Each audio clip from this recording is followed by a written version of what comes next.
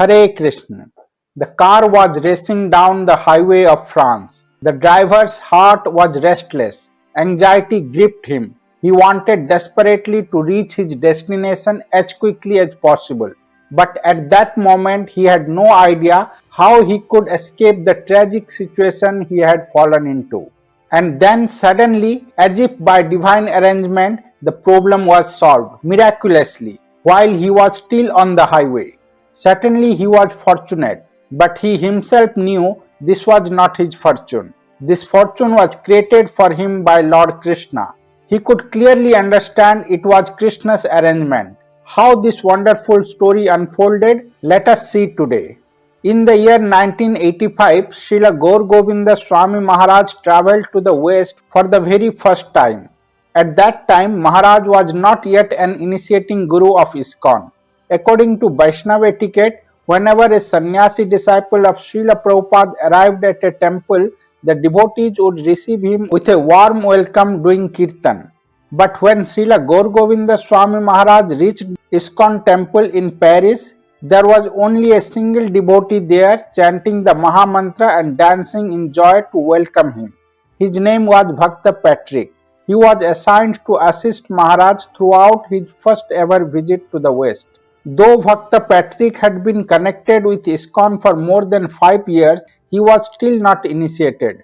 Deep in his heart, he had been praying to Krishna for a spiritual master, someone to guide him. Meeting Srila Gour Govinda Swami Maharaj was no ordinary event.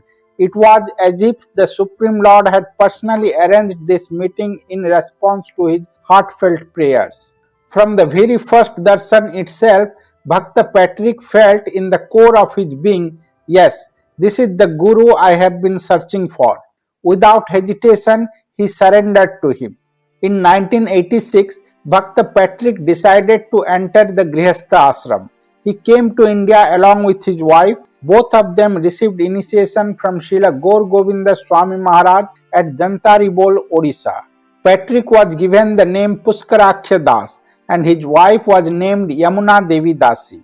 From then onwards, Pushkarakshya Prabhu dedicated himself fully to serving Maharaj, especially by arranging and facilitating his travels across Europe.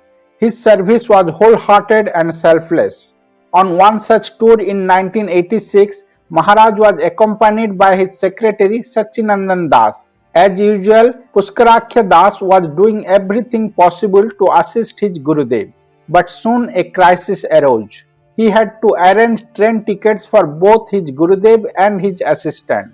By this time, however, he had already exhausted all his personal savings while making various arrangements for Maharaja's travels. Being newly married, having only recently entered family life, after spending 5 years as a brahmachari, his financial position was very fragile. He was already in debt to some friends and could not possibly ask them again for money. Yet the urgency was great. Srila Gour Govinda Swami Maharaj had already reminded him twice to send the tickets without delay. He did not want things left for the last moment. So now the question was, what would he do? He had no money, no help, and no apparent solution. The day of Srila Gour Govinda Swami Maharaja's scheduled travel was drawing near. In his desperate search for money to buy the tickets, Pushkarakshya Prabhu's heart was sinking deeper and deeper. He scolded himself bitterly. I am the most unfortunate person in this entire world. I am not even competent to arrange a simple train ticket for my revered Gurudev. Let us hear from his own lips whether he remained unfortunate or whether Krishna delivered him from this test. Pushkarakshya Prabhu remembered. That day I was in complete anxiety. I could not think straight. I needed 700 francs to purchase 2 train tickets for Srila Gurudev and his assistant.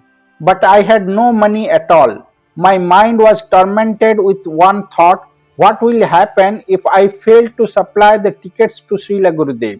If I fail to serve my Gurudev, it would be better for me to die. Should I go to him today itself and confess, Gurudev, your disciple is incompetent. I am sorry, I could not arrange that money to buy your tickets. At least then he would have time to make his own arrangements. or should I keep trying till the very last moment, praying to the Lord, hoping He would listen to me? His mind reeled with fear and shame. Though my hands were on the steering wheel, my whole consciousness was only on one thing: how to get 700 francs immediately. I prayed to Lord Krishna with all my heart. "O Lord, I am not asking you for thousands. I just need 700 francs. Please, just this one time, arrange this for me. I will never ask you again. Please, my Lord, please." I prayed like this while driving at high speed, but a doubt haunted me. Why would the Lord arrange for me? Gurudev always says, "You will only get what you deserve, what you have earned." And I am so unfortunate. This blame was waiting for me that I could not serve my Gurudev properly. And then suddenly the miracle happened. I was still driving on the highway lost in prayer when a car sped past me at an even higher speed. Inside were some young boys laughing and shouting. And then, unbelievable, they began throwing money out of the windows of their car. Notes were flying everywhere on the highway. Drivers were stopping their cars, running to the roadside and the bushes, trying to collect the money scattered in the air. I too stopped immediately and got out of my car. I joined the others and went into the bushes to collect whatever I could. After searching, I found only 2 notes. I looked for more, but there was nothing else. When I came back to the highway and opened my hand to see what I had collected, my eyes widened. One note was 500 francs, the other was 200 francs, exactly 700 francs, the precise amount I had been praying for, crying for, begging the Lord to arrange. Not a single franc more, not a single franc less. Overcome with emotion, I broke down. Tears rolled down from my eyes. My body trembled. I started crying aloud on the roadside. How could this happen? The exact amount I needed, nothing more, nothing less, was thrown into my hands by Krishna himself. Gurudev and Krishna had arranged everything.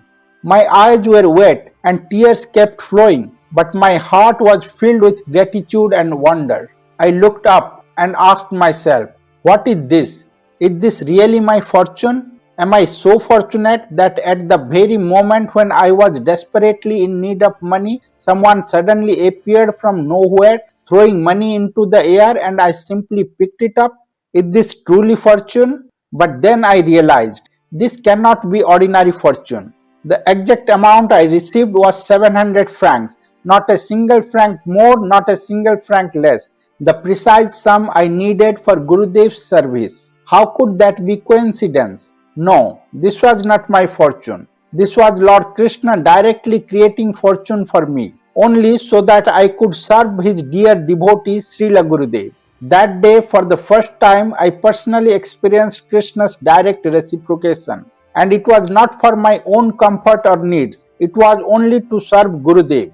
From that moment onward, I became 100% convinced. I never need to worry about how to serve my spiritual master. Krishna himself will arrange everything for his pure devotee. All I need is the sincere desire to serve, and Krishna will make all arrangements. Pushkarakshya Prabhu thus received the highest lesson in devotional life. One does not need to be fortunate if one has the genuine desire to serve a pure devotee. Krishna will create the fortune. Krishna himself will manufacture fortune for that devotee. In spiritual life, so-called luck or material fortune has no place. The only thing that matters is our desire to serve. The rest Krishna arranges.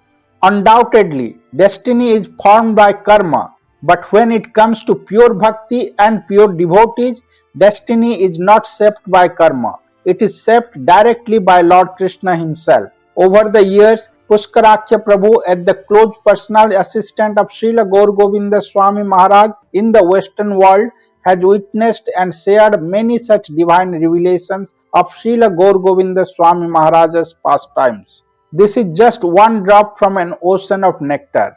We remain deeply grateful to His Grace Pushkarakshya Prabhu for opening his heart and allowing all of us to relish these precious pastimes of the Acharya, which nourish our faith and strengthen our devotion. Hare Krishna.